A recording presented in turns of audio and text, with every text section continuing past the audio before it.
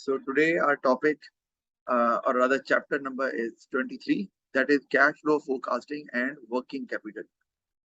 तो सबसे पहले इसमें आ रहा है why is cash important to a business. अच्छा, ये हम बाद में समझेंगे, पहले जरा जल्दी से ये देख लें कैश फ्लो से मुराद क्या है, और फोरकास्टिंग भी लिखा हुआ है। इसका मतलब है forecasting is all about future. तो कैश फ्लो बेसिकली होता है कि how much cash is coming into the business and how much cash is going out of the business. जो कैश बिजनेस में आ रहा है we call it cash inflow, और जो कैश बिजनेस से जा रहा होता है हम उसे बोलते हैं कैश आउटफ्लो। और this is experience by every single business, either short, small और लार्ज। अब अगर हम कैश इनफ्लो की बात करें तो there are many examples. For example, you sell products so you get a certain amount of money in the form of revenue, तो cash आ रहा है, that would be cash inflow। लेकिन एक चीज जिसको बच्चे कंफ्यूज करते हैं वो ये कि वो समझते हैं कैश इनफ्लो मींस रेवेन्यू, तो या इनकम या प्रॉफिट।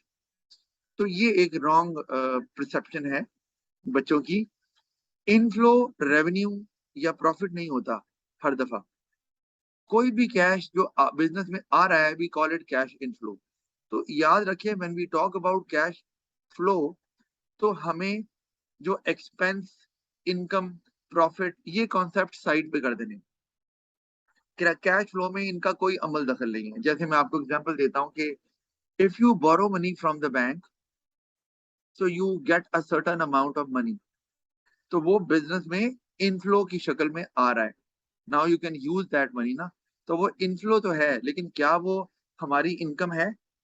बताओ। नो। बिल्कुल सही। तो इसीलिए कैश फ्लो में इनकम, एक्सपेंस, प्रॉफिट, इसको कंसिडर नहीं करना। अच्छा, इसी तरह अगर you pay a lot of expenditure, you pay for lot of expenditure, जैसे कि पेमेंट ऑफ वेजेस है, payment to suppliers for the raw material है, आपका इलेक्ट्रिसिटी बिल है, या कुछ और जो भी आपके एक्सपेंसेस हैं, तो आप जो पे करते हैं तो again cash is going out of the business, जिसे कैश आउटफ्लो बोलते हैं। और इनको अगर हम एक ही वर्ड इस्तेमाल करना हो तो हम कैश फ्लो बोलते हैं।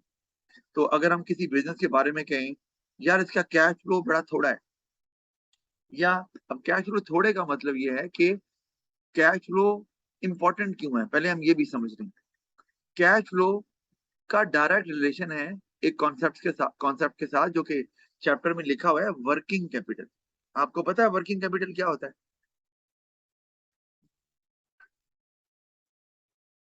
Yes sir. नहीं, क्या क्या होता है? सर, डेली एक्सपेंसेस मीट करने के लिए जो हमारे पास कैपिटल होता है। जी वेरी गुड, बिल्कुल सही। डेली एक्सपेंसेस मीट करने के लिए जो आपको रेडी कैश चाहिए हर वक्त, उसे बोलते हैं वर्किंग कैपिटल।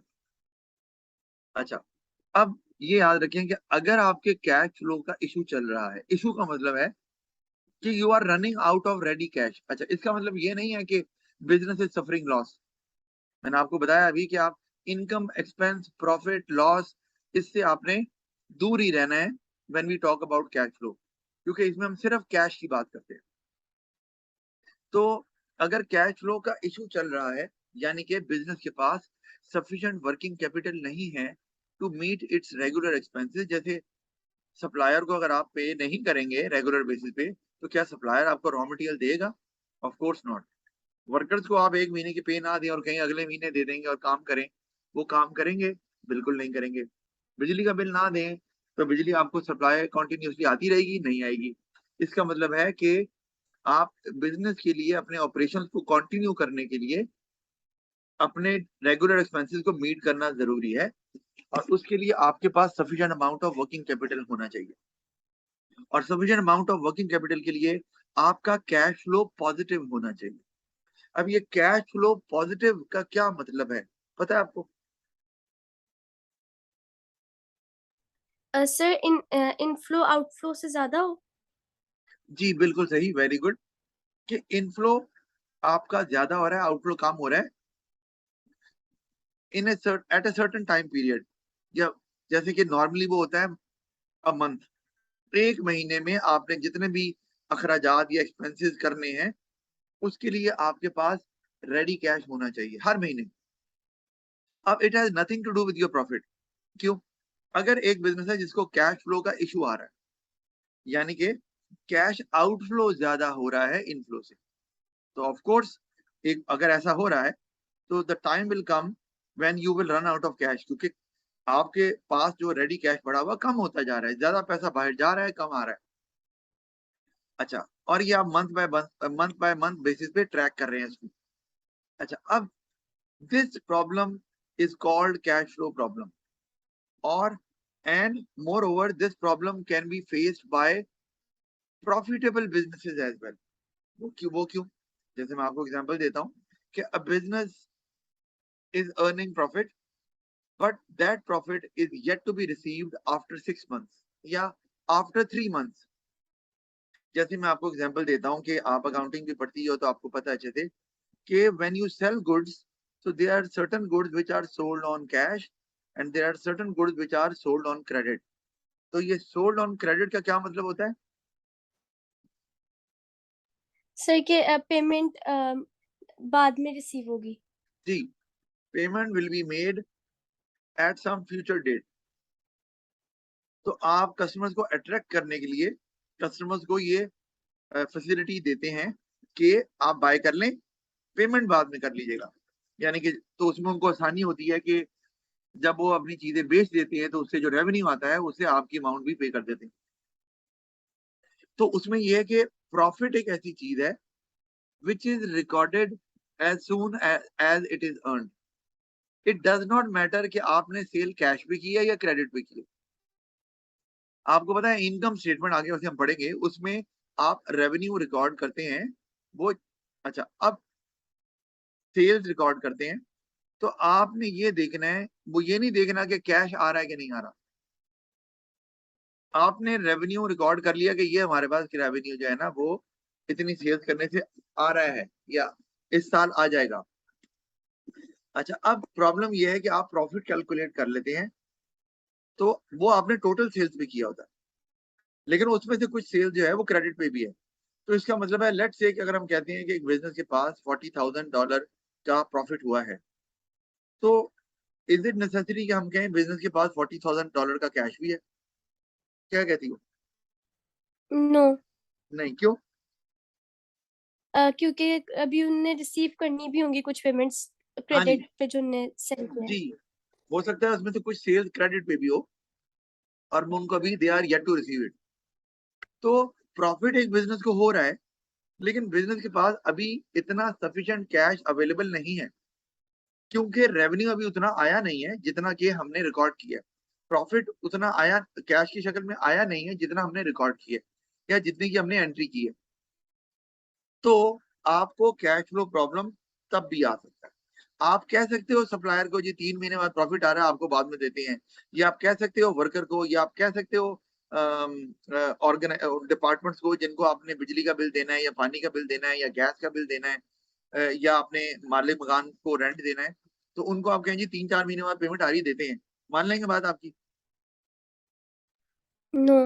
नो। तो इसका मतलब है कि प्रॉफिटेबल बिजनेस को भी ये प्रॉब्लम आ सकता है जिसको हम बोलते हैं कैश फ्लो प्रॉब्लम, या इसका एक और नाम है वर्किंग कैपिटल प्रॉब्लम। तो ये उसके लिए आपको करना क्या पड़ता है, अगर you if you want to avoid it, आपको कैश फ्लो फोरकास्टिंग करनी पड़ती है। और वो क्या होता है कि you foresee in the future that in coming months what amount of cash inflow will be there and what amount of cash outflow will be there।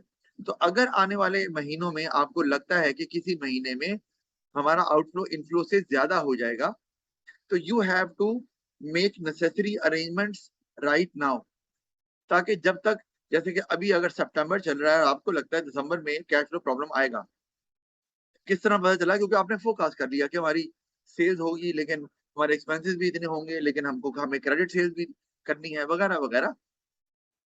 तो आपको क्या करना है कि आपको जब पता है कि दिसंबर में कैश फ्लो प्रॉब्लम आना है और we will run out of cash, तो आप अभी से कैश को अरेंज करके रखें।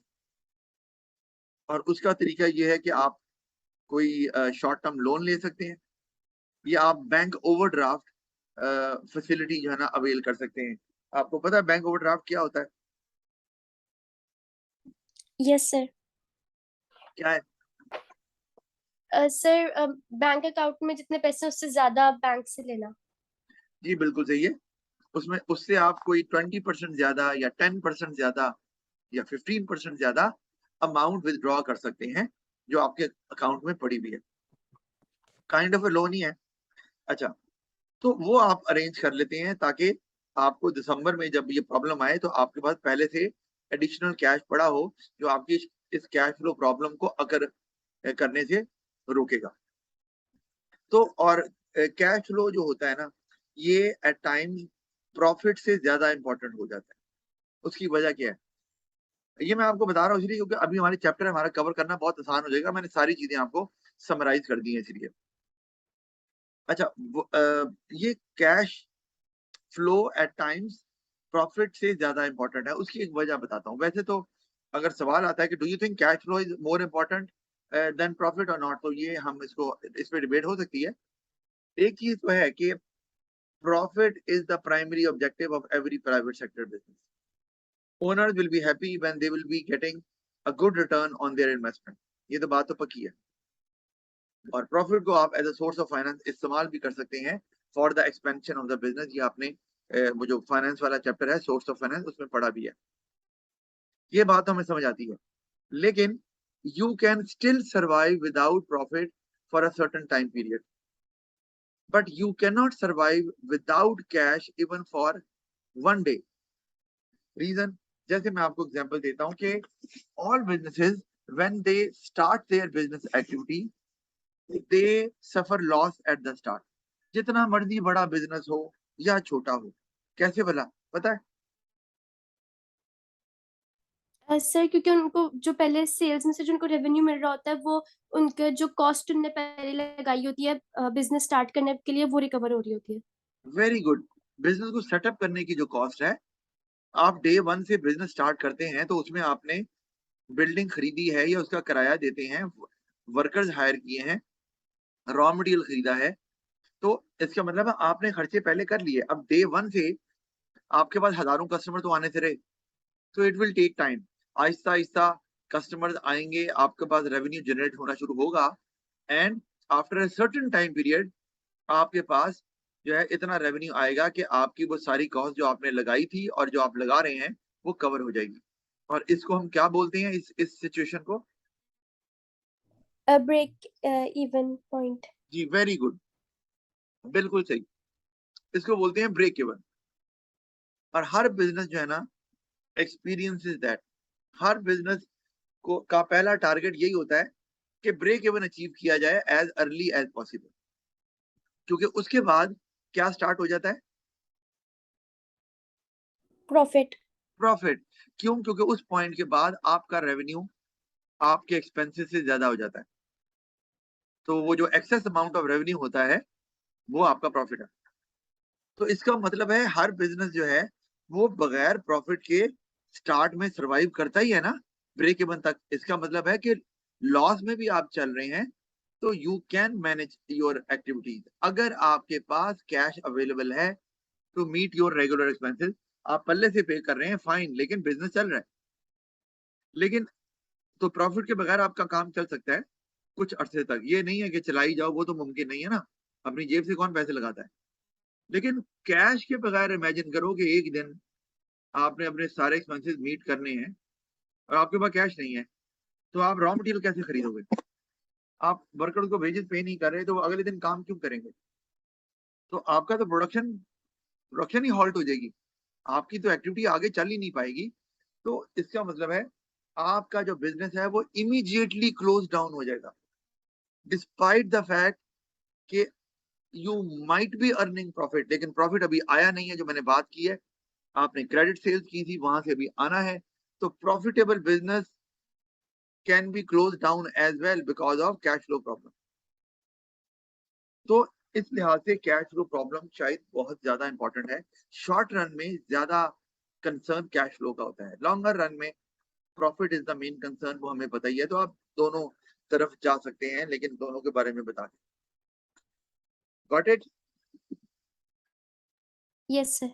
अच्छा, अब ये व्हाई इज कैश इंपॉर्टेंट वो लिखा हुआ है, I am not reading it, वो आप खुद से अब पढ़ सकते हैं। कैश फ्लो के बारे में, इनफ्लो आउटफ्लो, हमने इस पे भी बात कर ली हुई है। मैं उसे जल्दी से पढ़ देता हूँ कि cash is the most liquid form of asset. It is required by every business for the following reasons: to pay for expenses such as utility bills, rent, etc, to pay for supplier, to pay workers salaries and wages, ये हम पढ़ चुके हैं। If cash is not available to pay for such expenses, business is not likely to survive or even for 1 or 2 days. So will a supplier supply without being paid? Will a worker work without getting wages? तो ये हमने बात कर ली हुई है। So business will eventually close down. अच्छा, cash flow में it is the total cash inflow and outflow of the business. उसमें हमारे पास कैश इनफ्लो है, cash receive by the business as a result of business transaction, जैसे कि cash sales है। लेकिन cash inflow is not always in the form of revenue, वो हमने बात कर ली है, जैसे कि लोन है, जैसे कि ओवरड्राफ्ट है। फिर कैश आउटफ्लो है, cash paid by the business as a result of business transaction, जैसे कि पेमेंट ऑफ वेजेस हो गया। और difference between cash and profit मैं फिर पढ़ देता हूँ कि profit is recorded in the accounts as soon as it is earned. ये accounting का भी principle है। It does not matter whether it is received in the form of cash or not, but cash is only recorded when it is actually received. So amount of cash held and profit earned by the business may differ. वो same भी हो सकते हैं, differ भी कर सकते हैं। Same होंगे अगर सारी सेल्स कैश पे है तो वो सेम होंगे। डिफर करेंगे अगर सेल्स कैश पे भी है और क्रेडिट पे भी है। फिर वर्किंग कैपिटल है। अगेन इसका नाम वर्किंग कैपिटल इसलिए है क्योंकि वर्क करता रहता है ना, ये पड़ा नहीं रहता, because you have to use it on regular basis to meet your daily expenses. तो capital required to meet day to day expenses of the business is called working capital and it is calculated as follows, जो कि formula दिया हुआ है, working capital is equal to current assets minus current liability. ये formula ज़हन में जरूर रखना है। आप वैसे अकाउंटिंग पढ़ती हैं, आपको पता है करंट एसेट्स और करंट लायबिलिटीज क्या होते हैं, but we'll be discussing that in the coming chapter. लेकिन ये फॉर्मूला आपको आना चाहिए। Current assets and current liabilities will be discussed in the coming chapter. So business heavily depends on working capital to meet day-to-day expenses as it is readily available. Working capital जो है, sufficient working capital increases the credibility of the business to borrow money from the bank. Important financial decisions can be taken and implemented successfully. यहाँ पे मैं एक बात जरूर करूंगा कि ये जो लिखा हुआ है, ये बात ये क्या है, मतलब इसकी क्या डेवलपमेंट हो सकती है, आप बता सकती हो मुझे?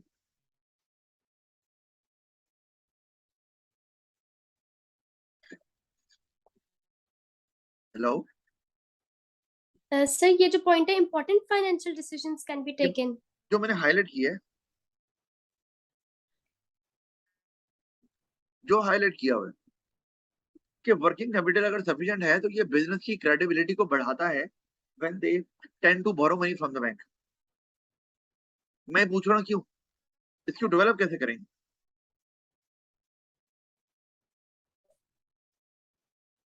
नहीं पता चल रहा। नहीं। तो मैं इसीलिए रुका ही वही हूँ जहां मुझे पता है कि मुझे एक्सप्लेन करने की जरूरत है। आप याद रखो कि whenever banks lend money, they first consider the ability of the businesses to pay the loan in installments, ठीक है, eight a certain time period. यानी कि अगर आपने मंथली पेमेंट करनी है इंस्टॉलमेंट में लोन की, तो they will see the ability to pay back the loan.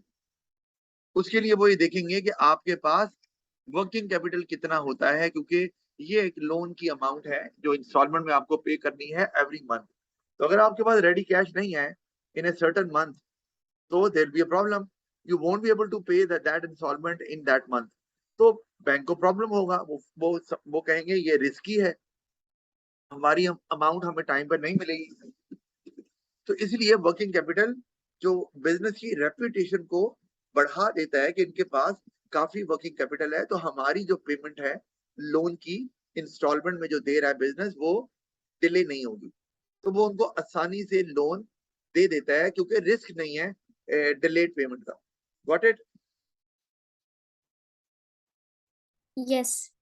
अच्छा, इसी तरह important financial decisions can be taken and implemented successfully. आपने कोई डिसीजन लेना है, जैसे आप एक्सपेंशन करना चाह रहे हैं, या if you are planning to buy new equipment, new technology, तो आप अपनी प्रोडक्शन कैपेसिटी को बढ़ाना चाह रहे हैं या आप नए वर्कर्स हायर करना चाह रहे हैं, तो अगेन आपके पास अगर कैश अवेलेबल है तो आप कैश फ्लो को देखकर या कैश फ्लो फोरकास्टिंग को देखकर ये अंदाजा लगा सकते हैं कि हम आने वाले महीनों में एक्सपेंसेस को बढ़ा सकते हैं कि नहीं, because of course you have to spend money, आपका आउटफ्लो बढ़ेगा। तो अगर आपका इनफ्लो आपके आउटफ्लो से बहुत ज्यादा है, तो even if you plan for additional expenses जैसे मैंने बताया, तो still you can manage it. तो जो फाइनेंशियल डिसीजन होते हैं वो भी सक्सेसफुली लिए जा सकते हैं if you are able to maintain sufficient amount of cash to meet your regular expenses. अच्छा, इसी तरह अच्छा, कैश फ्लो या वर्किंग कैपिटल प्रॉब्लम एक ही बात है। It occurs when cash outflow is greater than the cash inflow of a business over a period of time. ये टाइम को मैटर करना जरूरी है, यानी कि अगर पेपर में क्वेश्चन आ जाए कैश फ्लो प्रॉब्लम का और आप खाली ये लिख दो कि आउटफ्लो ग्रेटर है इनफ्लो से, ऐसी सिचुएशन को कैश फ्लो प्रॉब्लम बोलते हैं, तो थोड़ा इशू है। You won't gets 2 out of 2 जब तक आप टाइम नहीं बताएंगे। जैसे मैंने आपको कहा कि कैश फ्लो नॉर्मली मॉनिटर किया जाता है मंथ बाय मंथ बेसिस, तो आपने वो देखना है क्योंकि जो रेगुलर एक्सपेंसेस होते हैं ना वो हर महीने आते हैं, तो आपने हर महीने को देखना है, तो इसलिए मैंने over a period of time भी लिख दी है। अब causes of cash flow problem क्या हो सकती है? मेनली तो दो प्रॉब्लम दी है। क्या? या तो आपका इनफ्लो कम हो गया आउटफ्लो से, या या आपका आउटफ्लो बढ़ गया आपके इनफ्लो से। इन दोनों सूरतों में आपको कैश फ्लो प्रॉब्लम को फेस करना पड़ जाएगा। तो it occurs when cash outflow is greater than the cash inflow of a business over a period of time. तो कैश आउटफ्लो ज्यादा क्यों हो सकता है? क्योंकि आपके एक्सपेंसेस बढ़ गए, ठीक है। या कैश इनफ्लो क्यों कम हो सकता है? क्योंकि आपने अब ज्यादा सेल्स रेवेन्यू वो सेल्स कैश पे करने के बजाय क्रेडिट पे शुरू कर दी किसी वजह से, ताकि आपकी सेल्स बढ़ जाए, कस्टमर को फैसिलिटेट कर रहे हैं, तो उसमें कैश फ्लो प्रॉब्लम एक्सपीरियंस करने का चांस ज्यादा होता है। Causes of cash flow problem देख लें। Cash flow problem occurs because of the following reasons. Purchases are on cash but sales are on credit. इससे क्या हो रहा है भला? बताओ कि मुझे इससे कैसे कैश फ्लो प्रॉब्लम आ रही है? सर फॉर एग्जांपल अगर हम रॉ मटेरियल्स खरीदे तो हमें इमीडिएट पेमेंट करनी होगी सप्लायर को, लेकिन सही। हम जब पेमेंट रिसीव करने की बात है तो हमें थोड़ी देर बाद पेमेंट रिसीव होगी। हाँ, बिल्कुल सही। इसका मतलब अगर पेमेंट अगले महीने आनी है तो उस महीने में आपका आउटफ्लो तो हो रहा है because you are purchasing on cash, लेकिन आपका इनफ्लो उस महीने नहीं हो रहा। तो पॉसिबिलिटी है कि आपको उस महीने में कैश फ्लो प्रॉब्लम आ जाए अगर आपके पास एडिशनल कैश अवेलेबल नहीं है। फिर टू मच स्टॉक आगे लिखा हुआ है, तो ये भी कि आपने बहुत ज्यादा स्टॉक या इन्वेंट्री होल्ड कर ली है और इस चक्कर में कि यार ज्यादा लेंगे तो सस्ती पड़ेगी। होता है ना बल्क बाइंग, आपने पढ़ा भी है, बल्क बाइंग एडवांटेज, जिससे आपको सप्लायर डिस्काउंट देता है। तो वो उस चक्कर में आपने ज्यादा स्पेंडिंग कर ली और स्टॉक जमा कर लिया। अब वो स्टॉक स्टकअप हो गया है और आपकी प्रोडक्शन उतनी नहीं है, तो अब वो स्टॉक कैश की शक्ल में नहीं है, वो स्टॉक पड़ा हुआ है। तो आपका आउटफ्लो ज्यादा हो गया है एक सर्टन मंथ में, क्योंकि वो स्टॉक जो आपने खरीदा है वो आपने 3 महीने का खरीद लिया बल्क में खरीदने के चक्कर में। तो आपका 3 महीने का स्टॉक जो है वो पहले महीने तो खत्म नहीं होना ना, वो तो नहीं बिकना। तो आपको कैश फ्लो प्रॉब्लम आ सकती है, particularly for the first month जहां पर आपका आउटफ्लो बहुत हो गया और इनफ्लो आपका भी हुआ नहीं है, because that stock has not been used in the production process, ताकि उसको सेल में कन्वर्ट करके रेवेन्यू आ सके। फिर अननेसेसरी एक्सपेंसेस अगर आप कोई कर रहे हैं, आपने जरूरत से ज्यादा वर्कर्स रख लिए हैं या आपने जरूरत से ज्यादा आप कह लें कि प्रोडक्शन कैपेसिटी को बढ़ा लिया है जिसकी अभी फिलहाल जरूरत नहीं थी, तो आपके खर्चे ऑफ कोर्स आउटफ्लो आपका बढ़ जाएगा, जो कि कैश फ्लो प्रॉब्लम कर सकता है। फिर इसी तरह हमारे पास आगे है allow customers to long a credit. ये भी समझ आती है, कस्टमर को 2 महीने का क्रेडिट दे दिया, ठीक है, लेकिन sometimes in order to maintain your customers, आप उनको ज्यादा 3 महीने का, 3.5 महीने का, 4 महीने का क्रेडिट पीरियड दे देते हैं, जो कि sometimes cash flow problem create करता है, क्योंकि आपको इतने महीने तक कैश इनफ्लो नहीं आना और आउटफ्लो तो होते ही जाना है, क्योंकि रेगुलर एक्सपेंसेस तो आपको करने ही पड़ते हैं। तो कैश फ्लो प्रॉब्लम का कॉज बन सकता है। आगे वही बात है जो मैं कर चुका हूँ पहले, मैं जल्दी से रीड करूंगा। Can a profitable business have cash flow और working capital problem? The answer is yes. A profit shown in the accounts is yet to be received in the form of cash. For example, in case of credit sales, profit is earned but no cash is received. The working capital in this regard is very important to keep its operations running. वो तो जरूरी है. फिर how to solve a cash flow problem, तो उसके वैसे तो दो ही तरीके हैं कि इनफ्लो को बढ़ाएं और आउटफ्लो को कम करें. Simple is that. तो अब उसके तरीके बहुत से हैं कि it can be solved either by increasing cash inflow और reducing cash outflow. Following are some of the ways to do it. जैसे क्रेडिट परचेजेस अगर आप कर रहे हैं तो इससे क्या फायदा हो रहा है?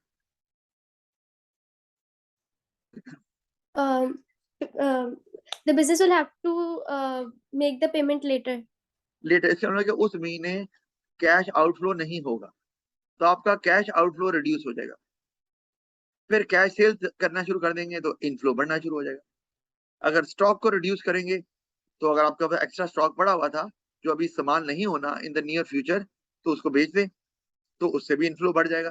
फिर आइडल एसेट जो आपके पास पड़े हुए हैं और वो अभी यूज नहीं हो रहे इमीडिएटली, तो उनको भी बेच के आप इनफ्लो बढ़ा सकते हैं. अननेसेसरी एक्सपेंसेस को अवॉइड करें, तो वो भी आप उससे आपका आउटफ्लो कम हो जाएगा. फिर offer cash discount to debtors, ये क्या है भला? सर अर्ली पेमेंट के लिए जी बिल्कुल. जिनसे हमने पैसे लेने हैं उनको हम कैश डिस्काउंट देंगे ताकि वो अर्ली पेमेंट करें. एग्जैक्टली आप ये कहते हैं कि अगर फर्ज किया आपके डेटर्स ने 30 दिन बाद पेमेंट करनी है आफ्टर मंथ, आप उनको कहते हैं जिसने 10 दिन बाद पेमेंट कर दी उसको 2% या 3% कम अमाउंट देनी पड़ेगी, उसको वो डिस्काउंट मिल जाएगा. So many customers, in order to avail that discount, they would be paying you after 10 days rather than after 30 days. तो आपको उस महीने में जो कैश इनफ्लो नहीं आना था, जो 30 दिन बाद आना था, वो आपको आ जाएगा, तो इनफ्लो बढ़ जाएगा. अच्छा, इसी तरह avoid customers habitual of late payment. ऐसे कस्टमर जो आपको हमेशा लेट करते हैं और उनकी वजह से आपका इनफ्लो नहीं आ पाता और कैश फ्लो प्रॉब्लम की वजह बनता है, उनको चीजें सेल करना बंद कर दें. तो ऑल्दो ये डिबेटेबल बात है कि अगर आप कस्टमर्स लूज कर देंगे कि वो लेट पेमेंट देते तो है ना, लेकिन अगर आपका कैश फ्लो का मेजर इशू है ये आने वाला है, तो फिर आपको इन कस्टमर्स को अवॉइड करना पड़ेगा. There is no way out. फिर अरेंज बैंक ओवरड्राफ्ट, ये आपको पता ही है, मैंने बताया भी है, क्योंकि ये इमीडिएटली अवेलेबल हो जाता है, क्योंकि इसमें आपको कोई सिक्योरिटी नहीं देनी पड़ती और आपको बैंक से ज्यादा लीगल कोई कॉम्प्लिकेशन नहीं है, तो आपको बहुत जल्दी से ये अवेलेबल हो जाता है. और आपको कैश फ्लो सॉल्व करने के लिए कैश जल्दी ही चाहिए होता है. पर इसमें आप लॉन्ग टर्म लोन नहीं ले सकते कि लंबे अरसे तक अच्छा चलो हम आसानी से एक प्रोसेस चल रहा है और बैंक फिर हमें फंड रिलीज कर देगा, उस वक्त तक आपका कैश फ्लो प्रॉब्लम जो है वो इतना बढ़ जाएगा कि आपको बिजनेस को क्लोज करना पड़ जाएगा. तो आपको वो सोर्सेज इस्तेमाल करने हैं which can make you available cash as soon as possible. फिर हमारे पास आ गया जी कैश फ्लो साइकिल.